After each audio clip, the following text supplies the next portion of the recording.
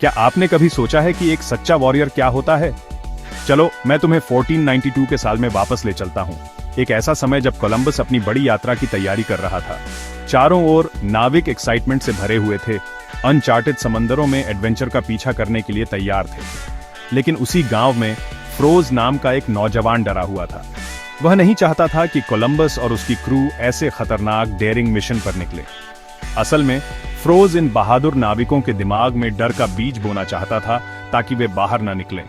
एक दिन फ्रोज एक बहादुर नौजवान नाविक पिज़ारो से मिला। तुरंत फ्रोज को शक फैलाने का मौका मिल गया। वह पास आया और पूछा, तुम्हारे पिता कहां मरे?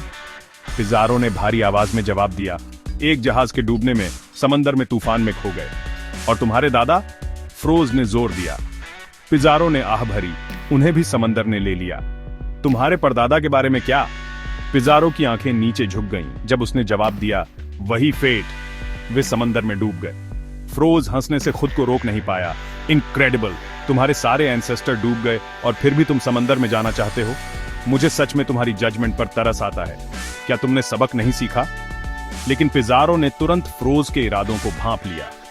शांति से उसने पासा पलट दिया। मुझे बताओ फ्रोज, तुम्हारे पिता कहां मरे?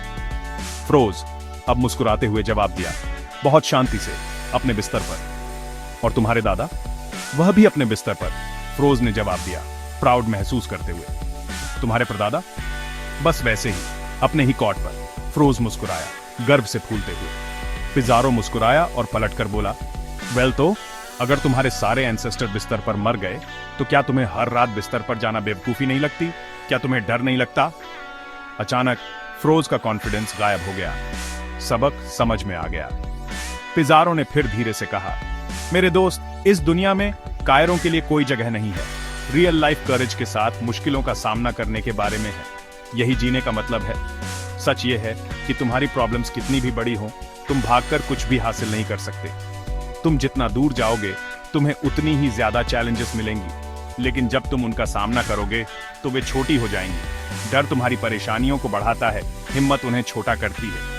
तो हमेशा खुश रहो, जो तुम्हारे पास है वह काफी है। अगर तुम्हारा दिल खुश है तो तुम्हारे पास पहले से ही सब कुछ है। दोस्तों, यही एक सच्चे वॉरियर की भावना है।